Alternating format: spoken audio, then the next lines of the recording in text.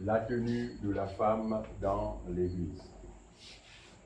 Par rapport à la semaine dernière, on a vu l'importance pour la femme, n'est-ce pas, de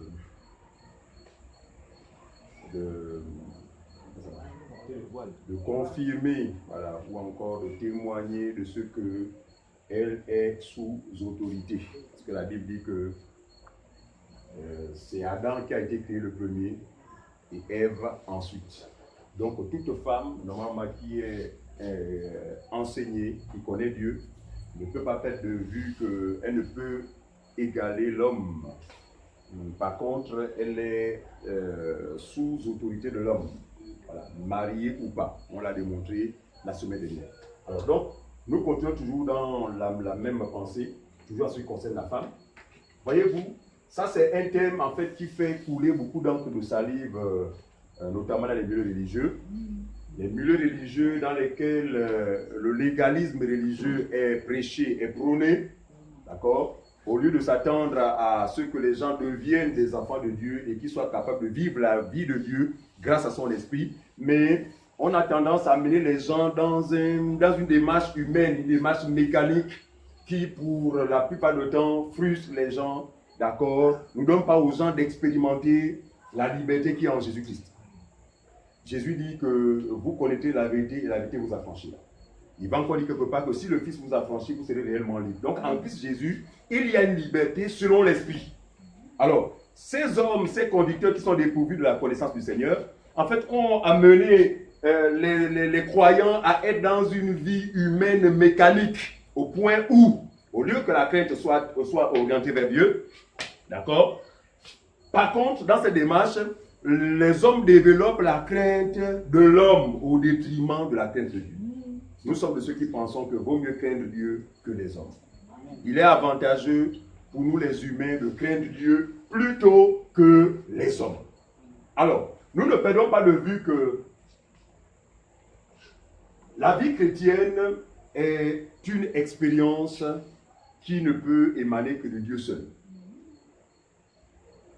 Que voulons-nous dire? L'homme par lui-même ne peut pas vivre la vie chrétienne, c'est impossible. Sinon on ne parlerait pas de grâce. Mais la vie chrétienne, c'est un don de Dieu. C'est-à-dire que Dieu, dans sa miséricorde, pense à quelqu'un, à un être humain, et lui accorde la grâce, non seulement de le connaître, mais de vivre sa vie. On va se poser la question de savoir, mais comment vivre sa vie? En fait, la vie de Dieu n'est vécue par les êtres humains que par le moyen de son esprit en nous. C'est pourquoi vous allez voir que lorsque Dieu appelle quelqu'un au salut, la première des choses qu'il fait, c'est de lui accorder son esprit. Son esprit, c'est qui? C'est lui-même. Donc désormais, cet homme ou cette femme qui a cru au Seigneur Jésus a dans sa vie le Dieu créateur du ciel et de la terre, qui vient dans la vie de l'homme, non pas pour se conformer à la vie antérieure de cet homme, mais à mener cet homme à conditionner désormais la vie de ce dernier. Donc ce dernier sera surpris de savoir que sa vie va prendre un autre tournant, parce que ça a été le cas du moins pour tous ceux qui sont réellement convertis au Seigneur. Nous nous rendons compte que nous ne sommes plus vraiment les mêmes. Voilà, vraiment quelque chose s'est passé. Et ce n'est pas étonnant parce que effectivement Dieu vient en nous pour mener sa vie en nous, de telle sorte que nous soyons influencés par lui. Voilà. Donc notre mentalité change, tout change, et cela ne vient pas de nous, mais c'est quoi? C'est le don de Dieu. Alors, les milieux religieux, quand je parle de milieux religieux, nous les différencions de l'Église. L'Église, c'est autre chose. La religion, c'est autre chose. D'accord? Alors, dans la religion, n'est-ce pas, on assiste à ce christianisme en griffe, qui est mené vraiment selon la mentalité des hommes, selon les moyens humains. Notamment en ce qui concerne la tenue de la femme dans l'Église, on va remarquer qu'on passe beaucoup plus de temps à jouer les gendarmes. Ah, regardez comment X est habillé, oh, regardez comment X est habillé, bref. Et cela cause un climat malsain, parce que le but de Dieu, ce n'est pas de nous surveiller de cette manière. Le but de Dieu, c'est de nous transmettre son enseignement. Vous voyez bien? Lorsque les enfants de Dieu s'assemblent, le but de Dieu, c'est de nous transmettre son enseignement qui est censé nous corriger, nous instruire. Allons-y, prenons 1 Timothée chapitre 2, je crois le verset 16. C'est dans 3,16. 2 Timothée 3,16. Nous voyons ensemble le but de la parole de Dieu dans la vie de tous les croyants, sans distinction, hommes et femmes. 2 Timothée chapitre 3, le verset 16.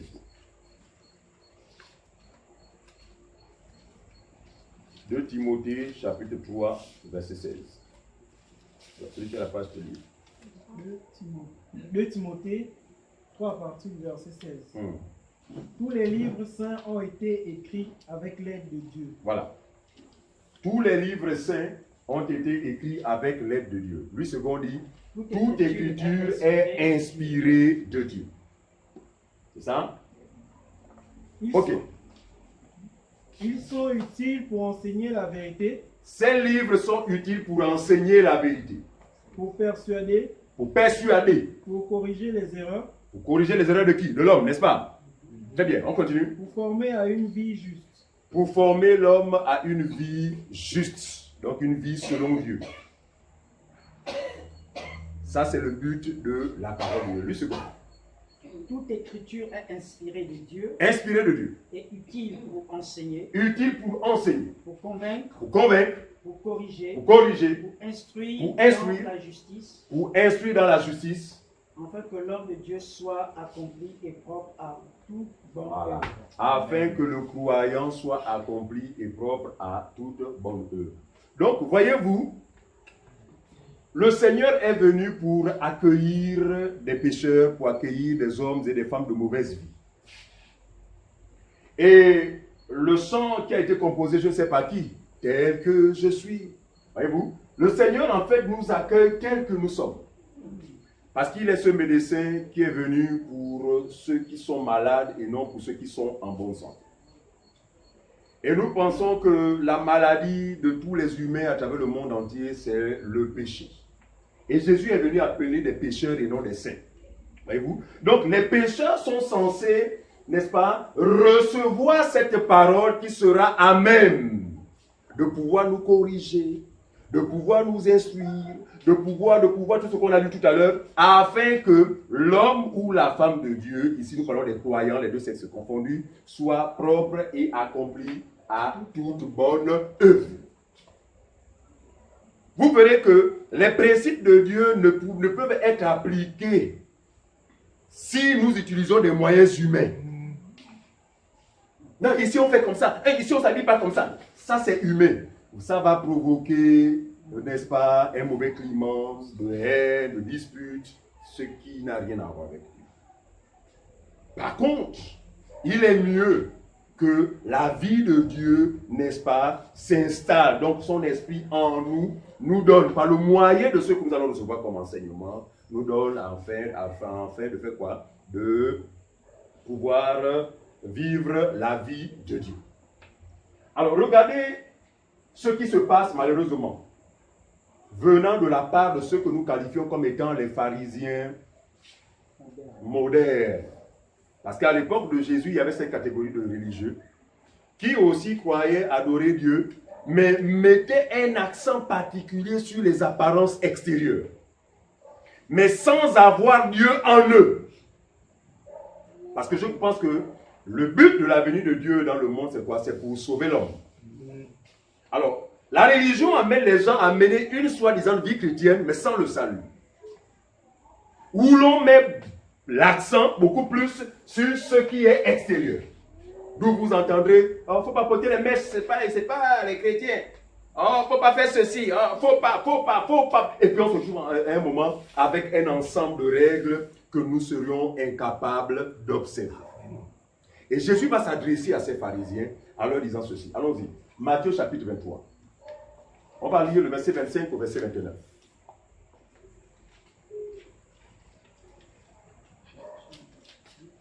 Matthieu 23, 25 à 29. Matthieu chapitre 23, le verset 25 à 29. Celui qui a la page, il faut rapidement lire parce qu'on a passé le temps. On n'a qu'une heure. Matthieu 23, à partir du verset 25 à 29. Hein. Oui. Malheur à vous, scribes et pharisiens. Voilà. Regardez, Jésus va observer ses contemporains que sont ces religieux, les scribes et les pharisiens, n'est-ce pas? Qui pour eux, en fait, plaisaient à Dieu. Qui pour eux, menaient la vie de Dieu. Qui pour eux. Mais devant le Seigneur qui est la vérité, il voyait en eux de l'hypocrisie dans la mesure où, regardez bien, ceux-ci vont mettre un accent particulier sur les apparences, n'ayant pas ce qui fait la force. Et Paul va le dire, ils ont l'apparence de la piété, mais reniant ce qui en fait la force. Qu'est-ce qui fait la force? C'est Dieu dans la vie d'un homme. Il faut bien comprendre ça. Amen. Donc on peut être un religieux faisant ceci, ne forniquant plus, ne volant plus, ne fumant plus, mais sans Dieu en soi, ce qu'on a été par le passé. Parce qu'on nous a fait croire que, en effet, le salut n'était possible qu'en nous abstenant de ces choses-là. Mais ce que nous ne savions pas, c'est que on faisait certainement du bien à notre santé, d'accord? Mais en ce qui concerne le salut, nous n'étions pas sauvés. C'est le cas de ces pharisiens-là, je vous assure. Ils avaient toutes les apparences qui certifiaient aux yeux des hommes que ces gens-là servaient Dieu, appartenaient à Dieu. Mais Jésus était cet homme appelé la vérité, la lumière du monde. Donc, devant Jésus, Jésus pouvait voir le fond de leur vie religieuse. C'était une vie religieuse vide, dans la mesure où ils n'avaient pas ce qui faisait la force. Par contre, ils s'attenaient à respecter le sabbat, à respecter ceci, à jeûner, à faire comme ça, à faire comme ça. Or, toutes ces œuvres, sans Dieu dans la vie d'un homme, sont des œuvres mortes.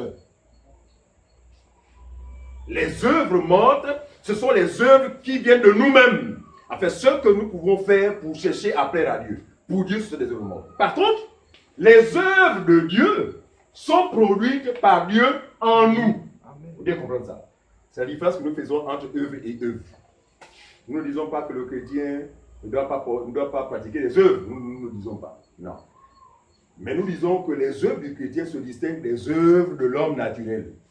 Parce que l'homme sans Christ fait des efforts pour plaire à Dieu. Or, celui qui a Christ, ses œuvres découlent de quoi? Découlent du Saint-Esprit en lui. Voilà toute la différence.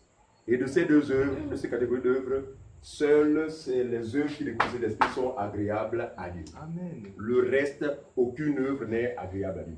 Même quand vous construirez à Dieu une soi-disant maison, comme l'a fait l'ancien président, le feu président Houphouët-Boigny, voilà, qui a construit, selon lui, à Dieu, une basilique en Côte d'Ivoire. Voyez-vous, aux yeux des hommes, c'est une bonne initiative. Mais pour Dieu, ce n'est toujours pas le cas parce que Dieu ne pense pas comme nous pensons. Dieu a sa pensée, les hommes ont la leur. Il dit qu'aussi vrai que le ciel est éloigné de la terre, ainsi sont vos pensées vis-à-vis de mes pensées. Ça veut dire que Dieu ne pense pas comme nous les hommes. Voyez-vous? Alors, qu'est-ce que Jésus va dire aux pharisiens? Malheur à vous, scribes et pharisiens. Malheur à vous, scribes et pharisiens. Hypocrites. Hypocrites. Parce que vous nettoyez le dehors de la coupe et du plat, et pour dedans, ils sont pleins de rapines. Parce que vous nettoyez le dehors, c'est-à-dire que vous mettez un accent particulier sur les apparences, alors qu'au-dedans, ils sont pleins de rapines. Et d'intempérance. C'est-à-dire qu'à l'intérieur, rien de bon n'est en vous. Mais votre hypocrisie vous donne de faire croire à vos semblables que vous servez Dieu, que vous appartenez à Dieu. Continue, frère. Pharisiens aveugles. Pharisiens aveugles. Nettoyez premièrement l'intérieur de la coupe et du plat, afin que l'extérieur aussi devienne net. Alors, regardez, chers amis. Vous allez voir que l'attitude, le reproche que Jésus fait aux pharisiens, c'est un reproche qui trouve encore sa place aujourd'hui vis-à-vis de tous les religieux. C'est-à-dire qu'ils n'ont pas Jésus en eux. Parce que pour nous, ne pas avoir Jésus en soi, c'est quoi? Ne pas avoir reçu la vraie parole. Parce que Jésus, pour nous, le vrai Jésus, c'est la vraie parole. Amen. Donc, quiconque n'a pas la vraie parole et qui s'attelle à et qui pense qu'en faisant ceci ou en faisant cela, c'est alors que c'est agréable à Dieu, n'est pas différent des pharisiens. Et aujourd'hui, encore les milieux religieux, beaucoup n'ont pas Christ, ils n'ont pas la vraie parole, mais se voilent. Non pas la vraie parole, mais vraiment quand ils habillent dans la robe, balayer le sol. Non pas la vraie parole, mais sans bijoux. Et non pas les bijoux. Parce qu'elle a été enseignée que les bijoux, pour une chrétienne, ce n'est pas... C'est ça l'objet de notre enseignement. Mais si je veux d'abord ici, n'est-ce pas, révéler en fait l'état de tous les pharisiens, parce qu'il y en a encore de nos jours, les pharisiens modernes. En ce sens qu'ils veulent appliquer des choses qu'ils ne peuvent pas appliquer dans la mesure où l'obéissance commence par la présence de Jésus en nous. Parce que c'est lui qui obéit à Dieu. C'est lui qui nous donne de respecter Dieu. Mais pas nous-mêmes, nous ne le pouvons. C'est vrai que sans moi, vous ne pouvez rien. D'accord? Donc, continue frère. Verset 27. 27. Malheur à vous, scribes et pharisiens. Malheur à vous, scribes et pharisiens. Hypocrites. Parce que vous ressemblez à des sépulcres blanchis. Voilà. Qui apparaissent beaux au dehors et qui au dedans sont pleins d'os. Vous ressemblez à des tombeaux bien peints. À des tombeaux bien peints, carrelés, avec pierre tombale. Ou encore, en marbre, à l'extérieur, non. Ah, vraiment, non, wow, ça c'est un joli tombeau. Oui. Prenez une masse, allez au-delà de ce tombeau, de ce que vous voyez là, vous serez le premier à fouiller. En fait, pour Jésus, il ne compare les tombeaux. Pourquoi? Parce que un homme sans Jésus est dans une mort certaine.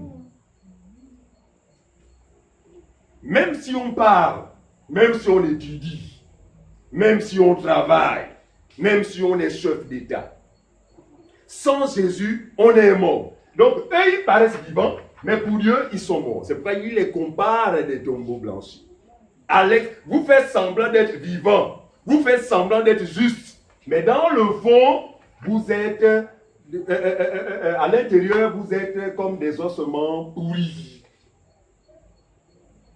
Mais plus on a dit, ce que vous deviez faire, c'est quoi? C'est d'abord faire quoi? Nettoyer l'intérieur de la coupe afin que l'extérieur soit net. Autrement dit, la sanctification ne peut commencer d'abord de l'extérieur. Dans les religions, on amène les gens à développer la sanctification selon l'entendement. C'est-à-dire que pour être saint, c'est l'extérieur. Même si l'intérieur n'a rien à voir avec Dieu. À partir de ce moment-là, celui qui est dans cette démarche, le jour de la mort intérieure, il sera surpris de se retrouver dans les ténèbres. Pourquoi? Parce que cette personne sera morte sans la vie de Dieu. Or, ce que le Seigneur fait, c'est que quand il vient dans la vie d'un homme, quand il appelle un homme, la toute première des choses, c'est quoi? C'est ramener cet homme à la vie. Amen. Il dit, celui qui croit en moi est passé de la mort à la vie. Mais vous direz, mais à quel moment? Moi, je ne suis pas encore mort. Il ne parle pas de la mort physique, mais il parle simplement de la mort dont nous avions été... la mort... nous avons hérité. Voilà. De la part de qui? De notre ancêtre Adam. Parce que par un seul homme, le péché dans le monde, et par le péché, la mort s'est étendue sur tous les humains. D'accord? Donc ce que le Seigneur fait, c'est quoi? C'est d'abord nous ramener à la vie. Et cela se fait d'abord de manière intérieure. Vous voyez bien qu'ici, il applique le principe qu'il propose aux pharisiens. Nettoyer premièrement. Alors, une fois, n'est-ce pas, la lumière s'est établie à l'intérieur de la vie d'un homme, ce n'est pas étonnant qu'à la suite, ou encore à la longue, parce que cette personne, après que cette lumière soit installée, elle va se distinguer des autres humains parfois par une soif de la parole de Dieu. Par une soif. Toujours envie d'écouter la parole de Dieu. Quand il y a réunion, il fait tout pour pourquoi? Parce que c'est cette parole-là, c'est cette lumière-là qu'elle a reçue qui a besoin de la parole de Dieu afin que cet homme ou cette femme soit accompli et propre à toute bonne œuvre. Donc, les œuvres doivent émaner de quoi? D'une vie chrétienne. Donc, de cette vie que Dieu accorde premièrement à un homme et qui, n'est-ce pas, par la suite, peut produire des œuvres. C'est pourquoi d'aucuns parmi nous pas forcément parmi nous, parmi les croyants ont été des prostituées par le passé, d'accord?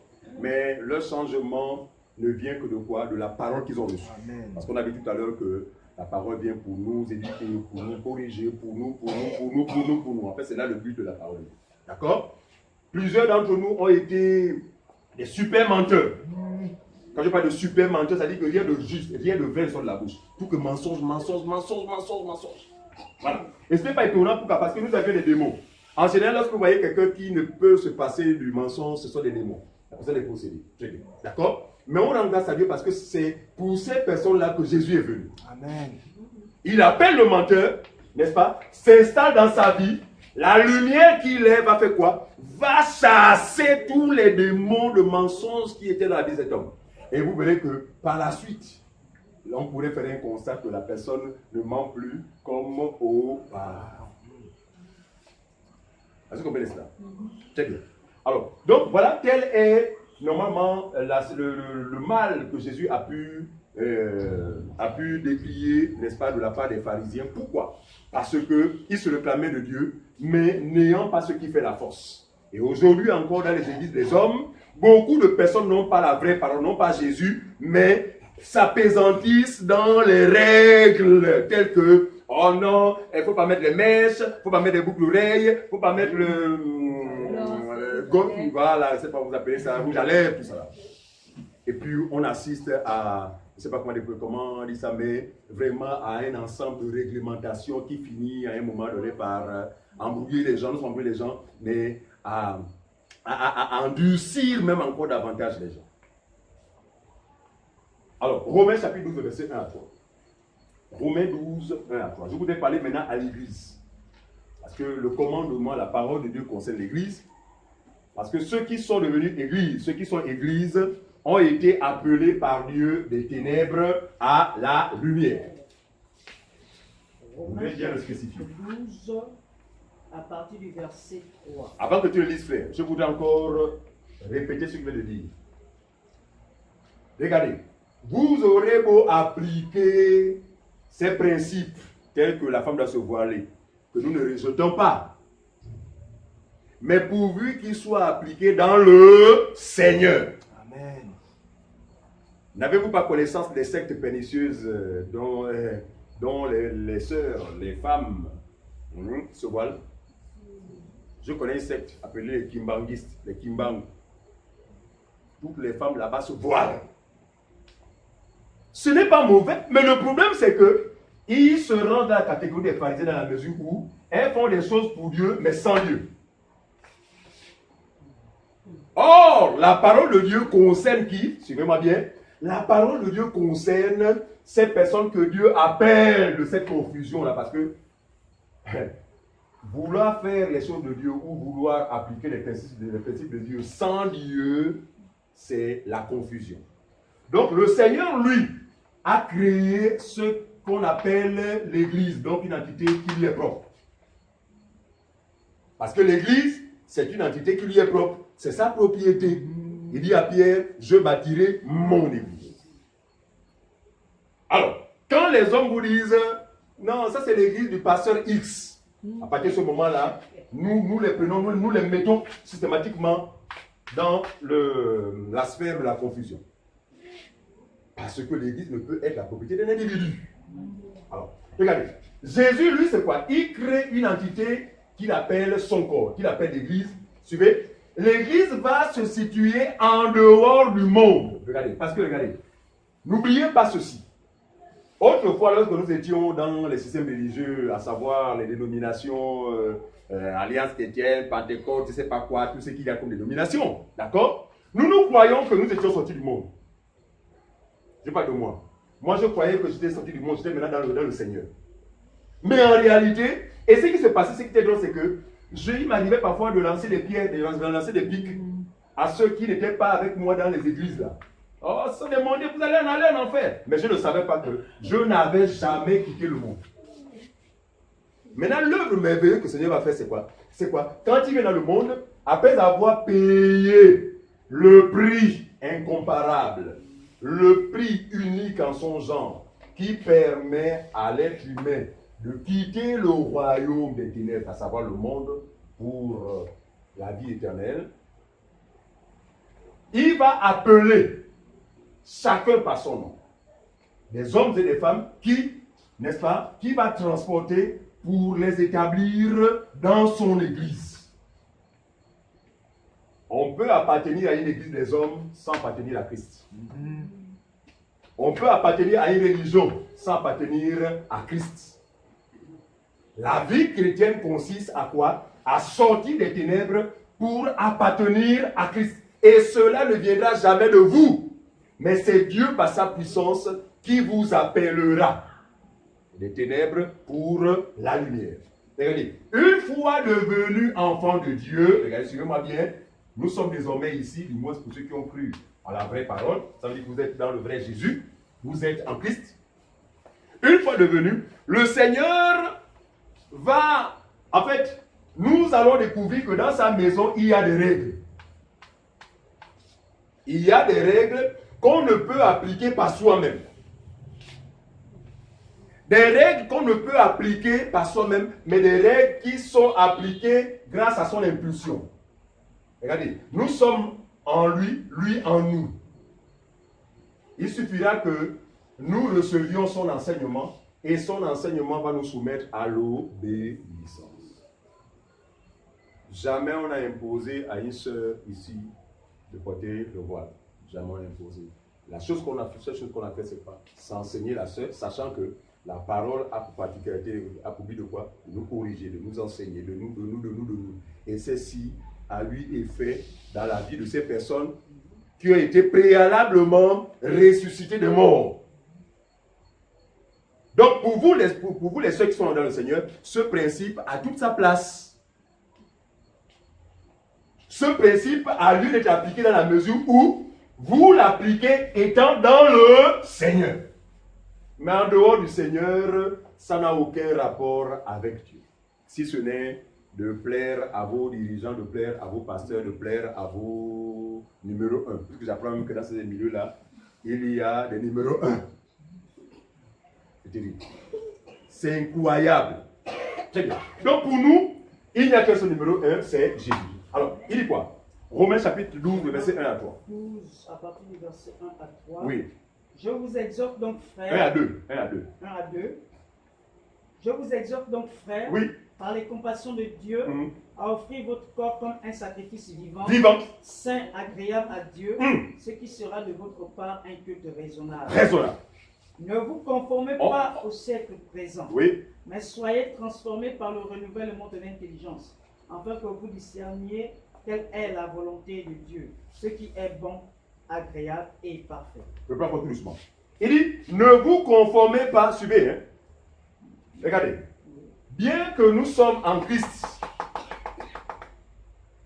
physiquement nous sommes où? Dans le monde. On va expliquer ça ici. Nous sommes dans le monde. Mais nos vies, sur le plan spirituel, nous sommes en dehors du monde. Et Jésus va dire ceci, vous êtes dans le monde, mais vous n'êtes pas du monde. Vous êtes dans le monde, physiquement dans le monde, mais en réalité on n'est pas du monde, dans la mesure où on n'est plus régi par la pensée qui gouverne le monde. On n'est plus régi par la pensée qui influence le monde. Mais étant dans le monde, nous sommes désormais influencés par la pensée de Dieu. C'est ce qui nous donne de nous distinguer de l'ensemble des humains sur la terre. C'est pas ce que je comprends. En fait, c'est la pensée de Dieu en nous qui nous distingue de l'ensemble des humains. Voyez-vous? Alors, donc, étant dans le monde, Paul va nous exhorter, il dit que ne vous conformez pas. Donc, n'adoptez pas. En fait, ne vous mettez pas dans la même démarche que le monde. Ici, le monde, ce n'est pas le globe terrestre. Le monde, c'est simplement tous ces hommes et ces femmes qui n'ont pas encore eu la grâce de recevoir le Fils dans leur vie. Donc, autrement dit, ne faites pas comme ces personnes qui n'ont pas Jésus dans leur vie. Ne faites pas comme ces personnes qui ne sont pas encore sorties des ténèbres. Parce que vous l'êtes. Vous êtes sortis des ténèbres. Par conséquent, vous ne pouvez plus marcher comme ceux qui marchent dans les ténèbres. Parce que quand on marche dans les ténèbres, nous ne savons pas là où nous allons. Et on est susceptible justement de mettre le pied là où il ne faut pas. On peut même se retrouver dans une fosse très profonde. Non pas qu'on veut se faire dans la fosse, mais parce qu'on ne voit pas. Or, lorsqu'on est dans la lumière, nous avons cette capacité de savoir que bon, s'il faut partir de là pour aller là-bas dehors, je dois esquiver la table parce que je la vois. Or, ce qui est les ténèbres, il va tout entraîner et se casser la figure. Parce que quoi? Nous avons la lumière. Cette lumière nous donne le fait quoi? De discerner, de savoir que ça c'est bon et ça ce n'est pas bien. Ne vous comprenez pas cet exemple, mais soyez renouvelés dans votre transformés par le renouvellement de l'intelligence. Voilà, ce renouvellement vient de quoi? Ce renouvellement ne peut venir de quoi? Que de la parole de Dieu que nous écoutons jour après jour. Regardez, vous ne pourrez pas être renouvelé si vous ne recevez pas cette parole régulièrement. Le renouvellement des frères et des sœurs est proportionnel à ce qu'ils écoutent. Plus vous écoutez la vraie parole, cette parole vous donnera d'être vraie comme elle-même est vraie. C'est pas ce que vous comprenez. Soyez transformés par le renouvellement de l'intelligence afin que quoi? Afin que vous discerniez. Donc, grâce à cette nouvelle compréhension des choses, vous serez à même de discerner. Donc, faire la part des choses. Ne plus confondre le cocarde avec le fanta. C'est pour nous faire comprendre. Hein? Je tiens sur le langage, c'est pour nous aider à comprendre. Quand on est enseigné, on sait que le coca se présente comme ça, et d'ailleurs c'est écrit coca, je sais lire. Le fanta a telle couleur, et d'ailleurs c'est écrit fanta. Donc, je ne vais jamais appeler le fanta coca, le coca fanta. Pourquoi? Parce que j'ai cette capacité de faire quoi? De discerner, de faire la différence. Voilà, de faire la différence. Voyez-vous? Donc, il n'y a que celui qui est dans la lumière, il n'y a que celui qui est en Christ qui est capable de faire la différence entre ce qui plaît à Dieu et ce qui ne le plaît pas. Ce qui ne lui plaît pas. Pourquoi? Parce qu'il a reçu la pensée du Seigneur par le moyen des enseignements. C'est l'enseignement que nous recevons qui nous donne de savoir que ça, ce n'est pas juste et ça, c'est juste. Et le tout va prendre forme par quoi? Par, n'est-ce pas, l'influence du Saint-Esprit en nous. Parce que le Saint-Esprit aussi, c'est celui qui attend que nous recevions sa parole pour nous permettre de l'appliquer. Voilà. Alors, tu as fini, non? Ok, il dit, offrez vos corps, c'est ça? Voilà. Offrez vos corps comme un sacrifice vivant. Regardez, nos corps devenus en Jésus, nos corps deviennent vivants. Parce que avant que nous ayons cru, nous étions morts. Quand bien même nous semblions être vivants. D'accord? Offrez vos corps devenus vivants. Donc vos corps ressuscités, offrez-les à Dieu comme un parfum de bonne odeur. C'est ça? Comme un sacrifice vivant. Saint, agréable à Dieu. Un sacrifice vivant, saint, agréable à Dieu. Ce qui sera de votre part un culte raisonnable. Ah, donc, regardez, ce que nous sommes devenus saints. Nos corps deviennent des sacrifices agréables, saints, non seulement vivants, mais saints, agréables à Dieu. Donc désormais, même dans notre corps, nous pouvons plaire à Dieu. Ce que nous ne pouvions lorsque nous étions sans Dieu. Sacrifice vivant, saint, agréable à Dieu, ce qui sera de votre part un culte raisonnable. Donc le culte, ce n'est pas selon la conception des églises des hommes. Parce que chez les églises des hommes, j'ai assisté au culte. Voilà. Pour eux, le culte, c'est un événement. Pour eux, c'est une cérémonie. Le vrai croyant n'assiste pas au culte, mais le vrai croyant rend un culte à Dieu. Il dit que rien que l'expression de ce que vous êtes devenu est un culte, n'est-ce pas, raisonnable. Donc, sans même communier avec les frères, à l'échelle individuelle, votre vie ressuscitée et transformée par le Seigneur est un culte. C'est pourquoi nous dit souvent aux gens que nous, on n'a pas besoin de dire « Oh Seigneur, je t'adore ». même sans le dire, nous sommes dans l'adoration permanente. Pourquoi? Parce que c'est une condition désormais qui est la nôtre. Mon corps, ma vie est adoration. C'est ce qu'il dit. Sacrifice vivant, saint, agréable à Dieu. Ce qui est pour Dieu un culte raisonnable. Or, dans les religions ou les églises des hommes, ils prétendent rendre un culte à Dieu, mais ce n'est pas un culte raisonnable dans la mesure où ils n'ont jamais été ressuscités. Deuxièmement, ils n'ont jamais été sanctifiés. Ils ne peuvent être des sacrifices agréables à Dieu. Est-ce que vous voyez ce que nous sommes? Donc, très bien, on peut s'assembler pour des réunions de culte, d'accord? Mais préalablement, chacun de nous est un sacrifice. Préalablement, chacun de nous est dans cette constance de culte. Nous rendons à Dieu un culte de manière constante, même sans se mettre à genoux, même sans fermer les yeux, même en travaillant, même en allant au travail. Nous sommes en train de rendre un culte. C'est l'expression de ce que nous sommes devenus. Il faut comprendre le culte selon cette compréhension. Alors, 1 Corinthiens chapitre 3, verset 16. 1 Corinthiens chapitre 3, le verset 16. Alors, voici ce qui est dit. Ne savez-vous pas? Donc, j'efface ici ce qui concerne les non-croyants, parce qu'ils ne sont pas concernés par ce que nous partageons.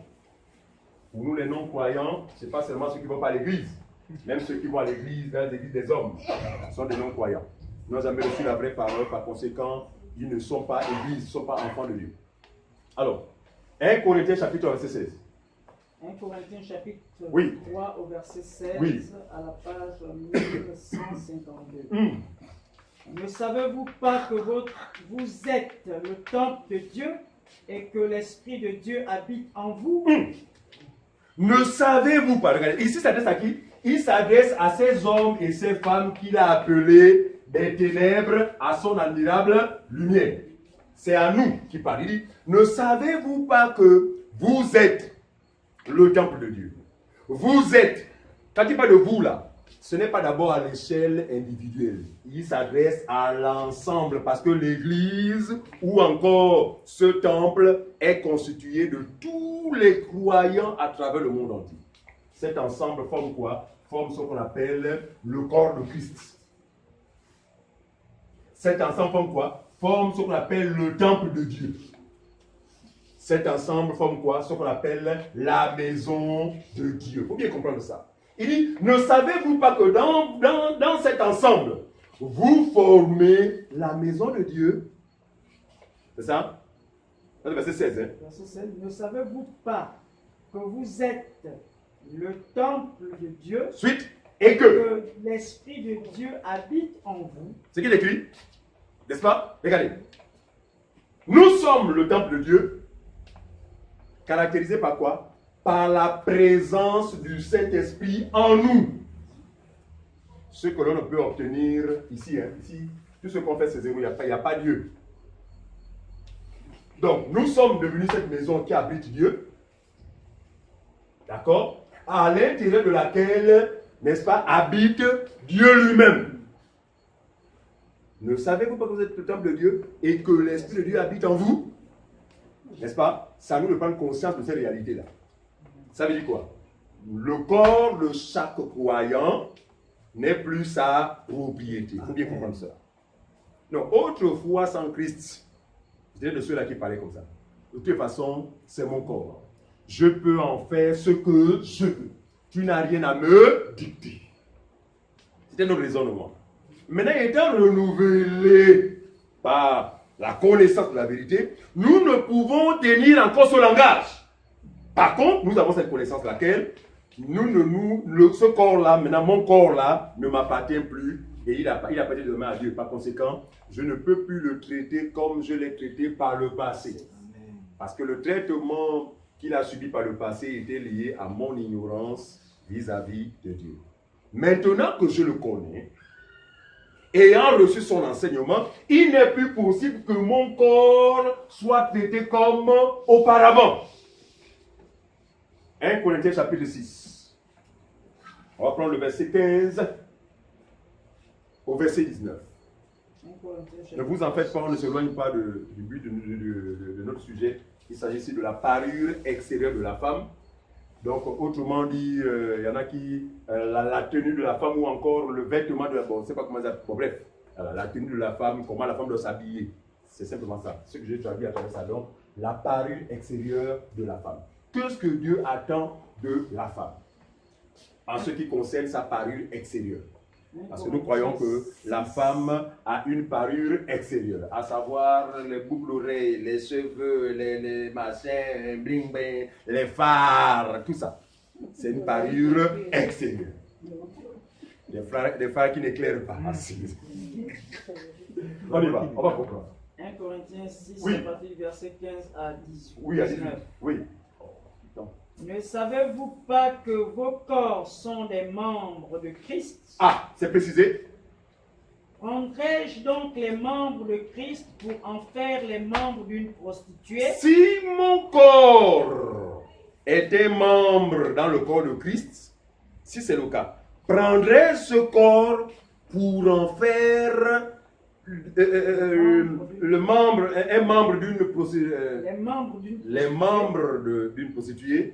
Pour l'interrogation. Loin de là. Ce qui est écrit. Ne savez-vous pas que celui qui s'attache à la prostituée est un seul corps avec elle? Suivez. Ne savez-vous pas que quiconque s'attache à la prostituée devient une seule âme avec elle, un seul corps avec elle. Continue. Car il est dit, les deux deviendront une seule chair. Regardez, Paul veut nous faire simplement savoir ceci. Regardez. En quittant les ténèbres pour la lumière, regardez, suivez-moi bien, nous sommes cette épouse, cette fiancée qui a quitté ses parents pour venir s'attacher à son mari. Vous comprenez ça? Par conséquent, nous sommes devenus quoi? Une seule chair. Ça veut dire que nous sommes devenus maintenant un avec le Seigneur Jésus. Alors, si seulement si c'est le cas, comment comprendre que quelqu'un qui prétend être dans le Seigneur puisse vivre une vie contraire à celle du Seigneur? À moins que cette personne soit attachée, se soit liée à la prostituée. Donc la prostituée, c'est l'esprit du monde. Hein? La prostituée, c'est l'esprit du monde. Donc, si vous êtes un avec l'esprit du monde, ce n'est pas étonnant que votre corps soit traité selon votre entendement ou comme ça se passe dans le monde. Mais si vous êtes devenu une seule chair, un avec le Seigneur Jésus-Christ, en réalité, on doit s'attendre à quoi? On doit s'attendre à la sainteté en ce qui concerne le corps. Ce qui est dit. On continue. Verset 17. 17. Mais celui qui s'attache au Seigneur est avec lui un seul esprit. Alors, qui sont ceux qui s'attachent au Seigneur? Tous ceux-là qu'il a appelés des ténèbres à la lumière. Donc, désormais, on est attaché au Seigneur. Et nous formons maintenant quoi? Un seul esprit. Un seul esprit. C'est ça le sens de l'homme quittera son père et sa mère, s'attachera à sa femme, et les deux deviendront une seule chair.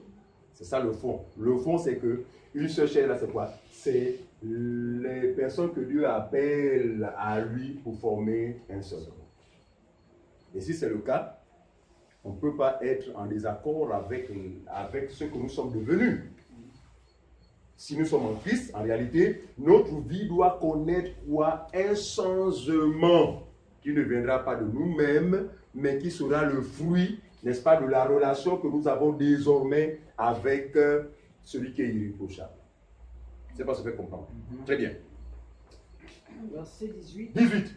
Fuyez l'impudicité. Fuyez l'impudicité. Quelques autres péchés qu'un homme commet, ce péché est hors du corps. Très bien. Mais celui qui se livre à l'impudicité pêche contre son propre. Voilà. Regardez. Maintenant que nous sommes devenus enfants de Dieu, des sacrifices vivants, saints et irréprochables, donc il dit nos corps là. Nos corps là doivent désormais quoi? Subir l'influence de celui en qui nous sommes et en qui... Non, celui en qui nous sommes et qui est en nous. Voilà. Par conséquent, suivez-moi bien, nous devons fuir l'impudicité. Regarde, au PK9, je pouvais dire ceci. Il y a encore quelques années, je pouvais me permettre de partir de ma maison, aller chez le boutiquier à Tosné. Parce que c'est mon corps. C'est mon corps. Tais-toi, tu n'as rien dit, c'est mon corps. Maintenant que je ne suis plus maître de mon corps, alors je ne peux plus me permettre. Pourquoi? Parce que ce corps-là devient la propriété de Dieu. Par conséquent, je dois le préserver de l'impudicité. L'impudicité a plusieurs formes. Donc, quand on pensait que c'est forcément des rapports sexuels, loin de là. Mais le fait de montrer quand même des parties qui doivent être réservées normalement à ton futur mari, à ton mari, à tout le monde, c'est grave, c'est de l'impudicité. S'habiller de façon à troubler, à déranger, vous voyez, c'est de l'impudicité. Autre forme d'impudicité, même le langage. Je parlais avec Didier, un collègue, je vous assure que, non, tous ceux qui sont de sa bouche que le vent dans ses yeux. Je vous assure. Et quand le gars se fait, ce monsieur-là, vraiment, il est possédé, quoi. Je vous assure, tous les jours que Dieu fait. Vous pouvez prendre un sujet qui n'a rien à rapport avec ça, mais il fait tout pour établir un lien avec le vent dans ses yeux. Je vous assure. Et il le fait sans respect, même face à des aînés, des mamans. Et là, il est content. Et en fait, il s'y plaît. Et tout je comprends que vraiment, il est très habité. Et là, c'est une forme d'impudicité. Mais on ne dira pas que, peut-être s'habille convenablement. Non, il ne s'habille pas de manière... Non. Mais, oui. Donc, l'impudicité, en fait, a plusieurs formes. Sauf qu'elle est rattachée à quoi? Elle est rattachée au corps. Mais Dieu va dire, fuyez l'impudicité. Pourquoi? Parce que celui qui se livre à l'impudicité, en réalité, ne pêche pas contre Dieu, mais il pêche contre son propre corps. Beaucoup de personnes se retrouvent aujourd'hui, malheureusement, et sont jouées précocement dans le tombeau à cause de l'impudicité. Beaucoup de personnes se sont retrouvées fusillées à cause de l'impudicité. Beaucoup de personnes ont vu leur santé être ruinée à cause de l'impudicité. En réalité, on croit faire bien, mais on se fait du mal à soi-même. Raison pour laquelle Dieu nous exhorte à faire quoi? À fuir l'impudicité. Sur toutes ses formes. Je dis bien, sur toutes ses formes. Parce que, imaginez un seul instant, parce que beaucoup de personnes confondent la liberté que nous avons au Seigneur. D'aucuns pensent que cette liberté leur donne maintenant de... Voilà, je prends un exemple, vous rentrez chez vous, allez hop, vous achetez, c'est pas moi, un support pornographique. Vous amenez consciemment chez vous, avec l'intention, bon, je vais visualiser ça le soir. Non, en le faisant, vous êtes en train de vous exposer. De vous exposer dans la mesure où, là que vous allez vous poser, vous allez poser, va vous rattraper à la longue dans la mesure où vous ne comprendrez même pas. Mais c'est vrai que plus tard, vous allez établir un lien, peut-être ça coule et tout ça, parce qu'imaginez, plus on regarde ces choses-là, vous serez comme poussé à vouloir poser des actes liés à ce que vous avez regardé. Mais qui sait, en allant poser cet acte, parfois c'est quelqu'un qui a le VIH. En allant vouloir poser cet acte, c'est quelqu'un qui tue les femmes. Lui, c'est tuer les femmes. Vous irez pour satisfaire votre besoin, mais lui, il a d'autres intentions. Bref, non, en fait, on pêche contre soi-même. Et la Bible va dire, fuyez l'impudicité. Tu as fini? Verset 19. On a dit ce qu'il a 19, il va rapidement, ouais. Ne savez-vous pas que votre corps est le temple du Saint-Esprit? Il redit encore, ne savez-vous pas que votre corps est le temple du Saint-Esprit? Ensuite, qui est en vous? Qui est en vous? Et que vous avez reçu de Dieu. De Dieu. Et que vous ne vous appartenez point en vous-même. Très bien. C'est noir sur blanc. Et que vous ne vous appartenez plus en vous-même. C'est-à-dire que, non, mon corps n'est plus ma propriété. Je ne m'appartiens plus, mais désormais j'appartiens au Seigneur. Par conséquent, je ne peux plus utiliser mon corps comme autrefois. Maintenant, pour revenir, là j'ai parlé de manière générale. Maintenant, pour nous fixer sur la femme, on va prendre 1 Timothée, s'il vous plaît. Pour nous fixer sur la femme, on a déjà vu au sujet du voile, c'est que vous êtes suffisamment aguerri là-dessus. Maintenant, en ce qui concerne la femme, 1 Timothée chapitre 2, on va lire le verset 9 au verset 10. S'il vous plaît. Le verset 9 au verset 10. Vite, vite, vite, vite. On a passé le temps. Et 2, à partir du verset 9 à 10. Oui. Je veux aussi que les femmes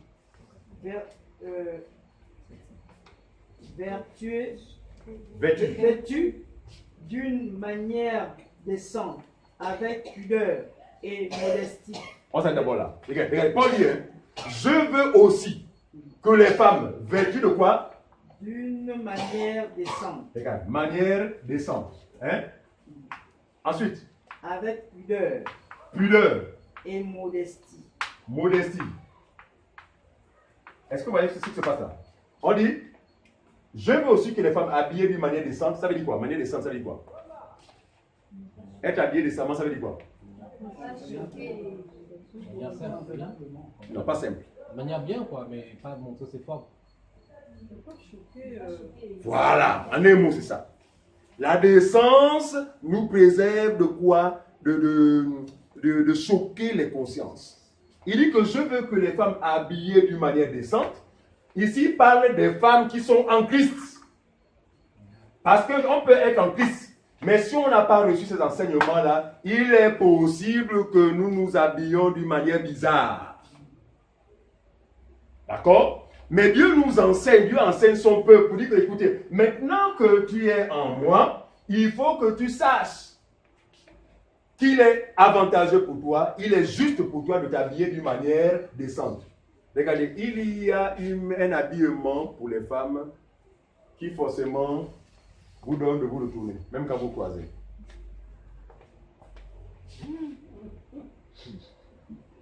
Et puis, un autre habillement, sans plus, vous pouvez même l'apprécier. Ah, elle est jolie, et puis hop, elle sans plus. Mais quand tu vois Rosa, c'est que son habillement t'a séduit, t'a choqué. D'accord? Je veux que les femmes soient habillées d'une manière décente, avec pudeur. Quand on parle de pudeur, ça a rapport avec quoi? Hein? Oui, la pudeur, non, la pudeur, pas la pureté, la pudeur. Quand on parle de pudeur, ça a rapport avec quoi? Avec tout ce qui a comme partie intime. Voilà. Hein? Parce que partie intime pour les femmes, il n'y a pas seulement que ce qu'on sent. Même le devant, un peu, tout ça là, quand même. Il y a une manière qui est juste pour Dieu, n'est-ce pas? N'est-ce pas? Avec pudeur, ça veut dire que ce qui doit être caché, ce qui est réservé à ton mari, ce qui est réservé à Dieu, ne doit pas être exposé à tout le monde. Ils n'allaient pas là. Et avec modestie. Ça veut dire quoi? Même quand on a les moyens, une femme croyante ne peut pas être dans cette extravagance-là, toujours, dans des tenues extrêmement chères. Je ne dis pas tenue chère. Tenue chère aussi, on peut se faire ce plaisir. Vous travaillez, d'accord? Tenue chère. Mais je parle de tenue extrêmement chère, où quelqu'un est prêt à acheter une robe à 1 million. Vous êtes un mondain. Vous êtes un mondain. Pourquoi? Parce que les 1 million là, d'accord? Non. Vous allez peut-être enlever à la rigueur 300 000 pour votre tenue. Mais les 600 000 là pourraient aider quelqu'un, votre prochain qui est dans le besoin. Donc la modestie, c'est que même quand on a tout le moyen, mais faire les choses vraiment à la juste mesure, quoi. Pas avec, pas bling bling, pas trop machin, voilà. Et ça, c'est l'esprit du monde. Hein. Parce que l'esprit du monde, c'est la combative des yeux, tout ce que nous connaissons. D'accord? Alors, continue. Avec modestie, suivez. Avec modestie. Oui. Quelqu'un d'autre peut avancer parce que c'est le temps. Ne se parant ni Voilà. de tresse, ni d'or, ni de perles, ni d'habits somptueux. C'est bien, lui second. C'est ça? Oui, ne se parant ni de tresse, ni d'or, ni de perles. Donc, ni d'habits. qu'elle soit habillée, que la femme, je veux que la femme soit habillée de manière décente, avec pudeur et modestie, ne se parant, suivez-moi bien. Donc, on est ici dans la parure extérieure. Ne se parant ni de quoi? Ni de tresse, Ni d'or, ni d'or, ni de perles, ni de perles, ni d'habits somptueux. ni d'habits somptueux. Voilà un passage qui a causé des remous. Certains conducteurs aveugles ont commencé à dire aux sœurs, pas de bijoux, pas de tresse. Oh, pasteur, pourquoi vous dites ça? Bien lire, moi je ne parle pas. Ce n'est pas moi, oh, c'est Paul. Et Paul était inspiré de Dieu. Aujourd'hui, on connaît beaucoup de sectes comme ça. Et quand vous regardez ces personnes-là, ils sont pointus dans ça, mais quand vous regardez, quand vous assurez leur vie chrétienne, ils n'ont pas le Seigneur. Voilà, des pharisiens. En fait, ce sont des pharisiens modernes. Pour eux, la vie chrétienne consiste dans ces règlements-là. Non. Les règlements-là ne sont que quoi? Le résultat de notre expérience avec Dieu. Il faut bien distinguer cet aspect-là. Parce que le corps, on se sont dit, non, je suis devenu chrétien. Qu'est-ce que tu dis que tu es devenu chrétien, sœur? Parce que les gars, je me suis débrouillé de me bouler. Tu ne peux pas faire bouler, je suis devenu chrétien. Tu me vois encore là, mettre des tresses. Ce que Paul dit, ce que Paul dit, ce n'est pas cela. Il ne dit pas que, reprends frère, je veux que les femmes s'habillent. Vas-y, rapidement. Je veux aussi que les femmes tuent d'une manière décente, avec pudeur, et modestie, avec modestie, ne se parant ni de tresse, ne se parent ni de tresse, ni d'or, ni d'or, ni de perles, ni de perles, ni d'habits somptueux. Ils se sont arrêtés là. La suite, frère, voilà la réponse. Mais qu'elles se parent de bonnes œuvres, comme il convient à des femmes qui font profession de servir Dieu. Voyez bien. Donc ici, regardez. Ce que Paul dit, ce n'est pas que la femme ne doit pas se parer d'or, ne doit pas se maquiller, ne doit pas, parce que ça, même l'affaire des mèches, ça devient maintenant, non, c'est terrible les églises. Non, que tu ne dois pas mettre les mèches. Non, c'est compliqué. C'est compliqué, non. Paul n'a jamais dit ça. Mais ici, Paul veut dire quoi? Paul a dit de dire que la parure extérieure que sont les bijoux et les autres ne doivent pas en fait dominer sur la parure que Dieu recherche en la femme. À savoir ces valeurs-là. Décence, pudeur, modestie. C'est-à-dire que quand je croise ma soeur Mbata Pamela, d'accord? Elle peut avoir les bijoux là, mais ce que je dois voir dominer en elle, c'est quoi? C'est les vertus du Seigneur Jésus. Maintenant, quand c'est le contraire, là, il y a un problème. Parce qu'il y a des gens comme ça, là, non, bling, bling, bling, bling, bling dehors, mais rien de Dieu en elle. Voilà, c'est ce que Paul déplore. Regardez. Quand Paul parle comme ça, là, il est exactement dans le même état d'esprit quand Jésus va dire aux pharisiens ou à ses disciples que ne travaillez pas pour la nourriture qui fait quoi? Qui périt, mais travaillez plutôt pour celle qui subsiste jusqu'à la vie éternelle. Vous comprenez ça? C'est le même état d'esprit. Est-ce qu'en cela, Jésus voulait dire que ne travaillez plus? Il faut bien comprendre les choses de l'esprit. Jésus ne dit pas qu'il ne faut plus travailler. Mais il veut dire, hein, le travail c'est vrai, vous allez manger, mais ce n'est pas plus important. Ce qui est plus important, ce sont les choses qui concernent le royaume. Regardez, si Paul, suivez-moi bien, si Paul ne voulait pas que la femme se pardonne, regardez, Proverbe, voilà, rapidement 31, et on va lire le verset, voilà, merci, on va lire le verset 10 au verset 11. Je vais lire moi-même, allez vite. Proverbe chapitre 31, le verset 10 au verset 11. Il dit ceci: qui peut trouver une femme vertueuse? Donc ce que Dieu recherche à la femme, c'est quoi? Ce sont les vertus. Des vertus comme on a dit quoi? La décence, la pudeur et la modestie. D'accord? La simplicité, la soumission. En fait, c'est un ensemble de vertus. D'accord? Il dit, qui peut trouver une femme vertueuse? Elle a bien plus de valeur que les perles. C'est-à-dire qu'elle en utilise, elle en porte. Mais ses vertus font d'elle, en fait, lui accorde plus de valeur que ce qu'elle porte. Il faut bien comprendre cela. Et le cœur de son mari a confiance en elle. C'est ce qu'il écrit. La suite. Et les produits ne lui font pas défaut. Ah!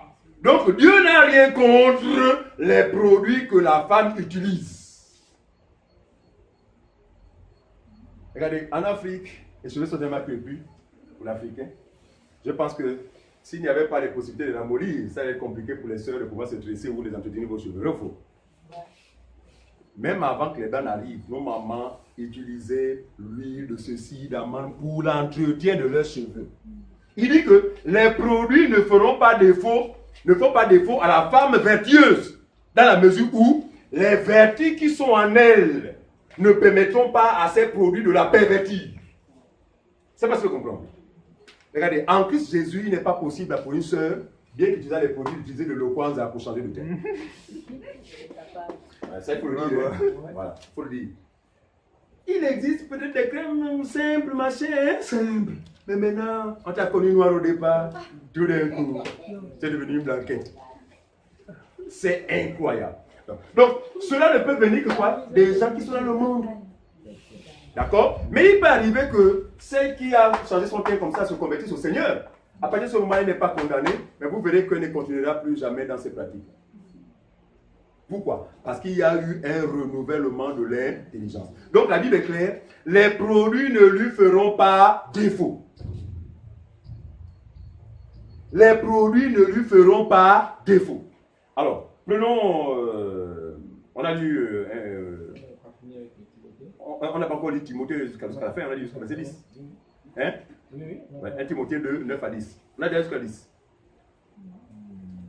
Oui, il a lu jusqu'à 10. Jusqu'à 10, hein? Maintenant, 1 Pierre chapitre 3. 1 Pierre chapitre 3.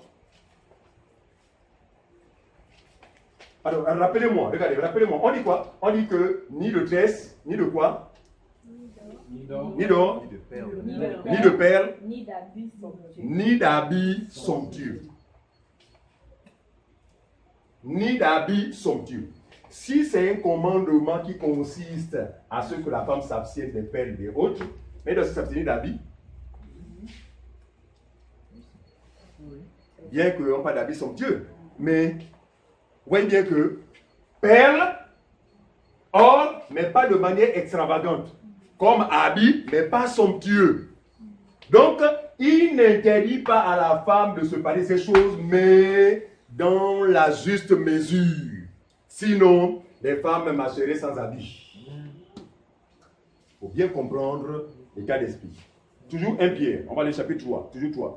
Maintenant, cette fois 1 Pierre chapitre 3, on va lire le verset 3 à 5. 3 à 6.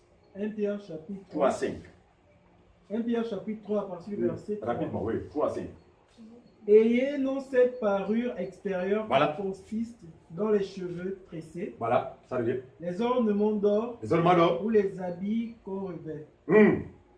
Mais la parure intérieure... Ou les habits, c'est quoi dire que là, Pierre, Paul dit, c'est un Pierre, voilà. Pierre dit, n'ayez, vas-y, suivez cette partie-là. Ayez non cette parure extérieure Regarde, ayez non cette parure extérieure, si on considère que la parure extérieure, à savoir les tresses, comme quoi? qui consiste dans les cheveux tressés, Cheveux tressés, donc, faut pas tresser les cheveux, les ornements d'or faut plus mettre les bijoux, ou les habits qu'on revêt. ou les habits qu'on revêt. Pourquoi on amène les sœurs à s'abstenir seulement des deux premiers éléments et pas les habits?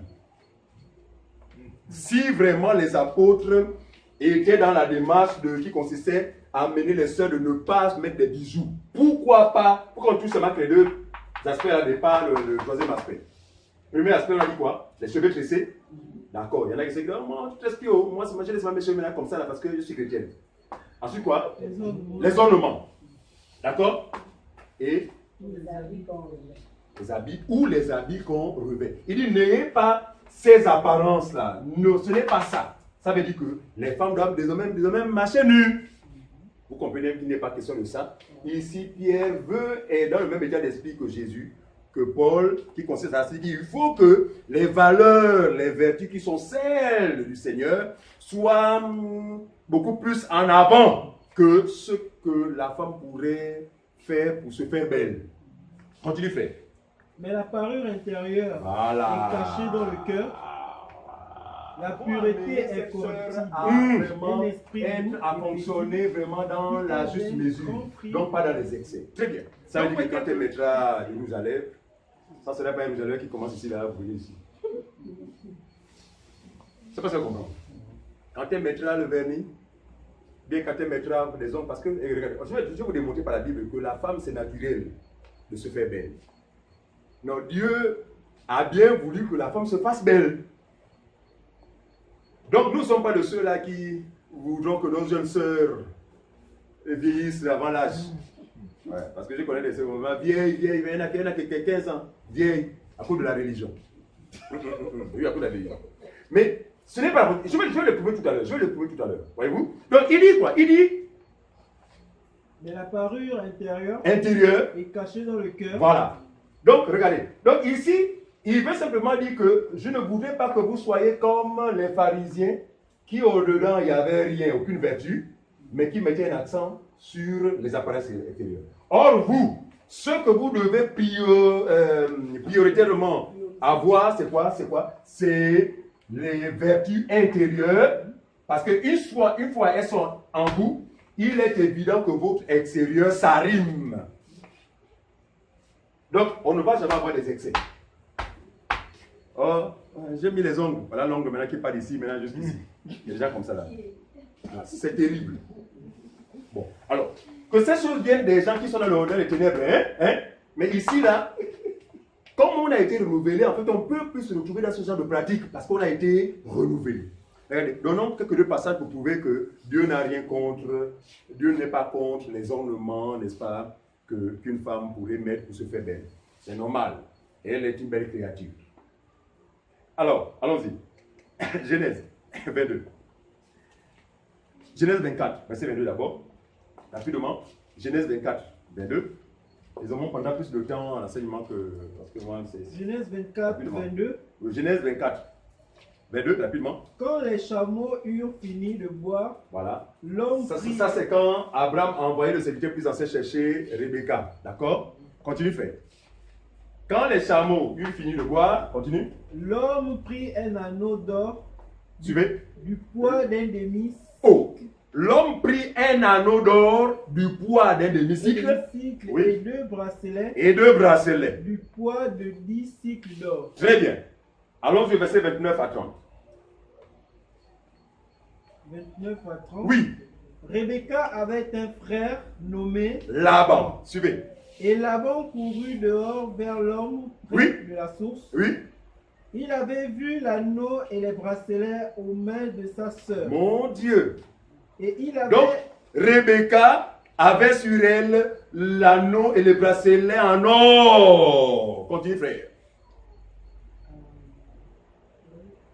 Oui. Il avait vu l'anneau et les bracelets aux mains de sa sœur. Oui. Et il avait entendu les paroles de Rebecca, Voilà. sa sœur, disant: Ainsi m'a parlé l'homme, il vint On peut donc... même s'arrêter là. Ici, c'est juste pour indiquer que Rebecca s'était parée d'or.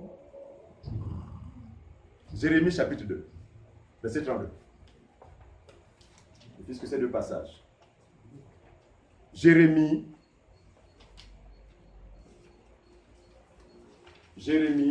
2, verset 32. Jérémie 2, 32. Oui.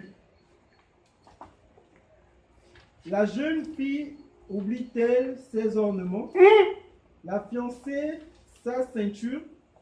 Et moi, Est-ce que la jeune fille oublie ses ornements? Les sœurs, avant de sortir, c'est rare d'oublier. Hein? C'est rare d'oublier qu'on n'a pas mis la chaînette. On n'a pas mis un peu de... La jeune fille oublie-t-elle ses ornements? Ça veut dire que Dieu n'a rien contre les ornements, mais il est avantageux pour une sœur d'utiliser des ornements, mais en étant renouvelée. Sans renouvellement, vous allez vous retrouver dans l'esprit du monde. Donc dans l'extravagance. Où on va s'habiller comme aujourd'hui on voit. D'accord? Vous pouvez connaître la dame sans aller avec elle. Vous comprenez mon langage? Donc, vous la connaissez sur le champ quelques minutes, sans aller avec elle. Vous ne connaissez même pas. Parce qu'elle vient à vous comme ça, vous m'aidez à tout.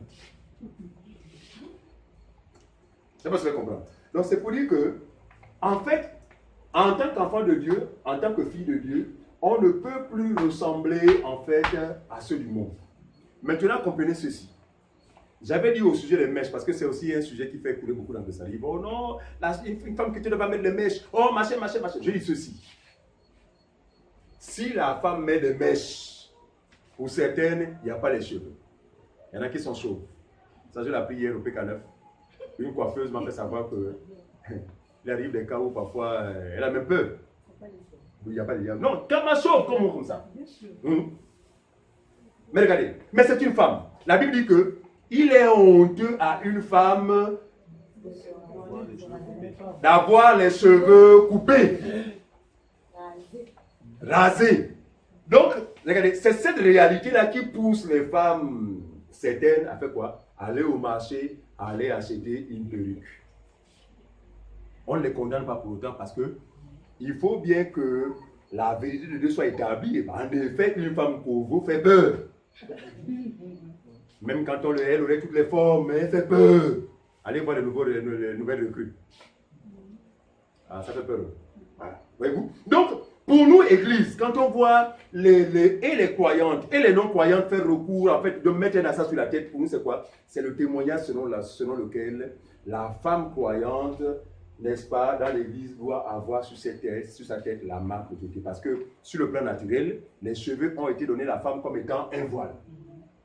Donc, celle qui va acheter la perruque, c'est parce que elle n'est pas à l'aise, elle se sent vilaine, oh, elle est bizarre, obligée d'acheter. Voilà. Donc, elle témoigne de la vérité incontournable qui, pour les chrétiens dans l'Église, doivent se voiler la tête, notamment lorsqu'elles prient, lorsqu'elles prophétisent ou lorsqu'elles sont en présence des anciens dans l'assemblée. Alors, donc, voilà un tout petit peu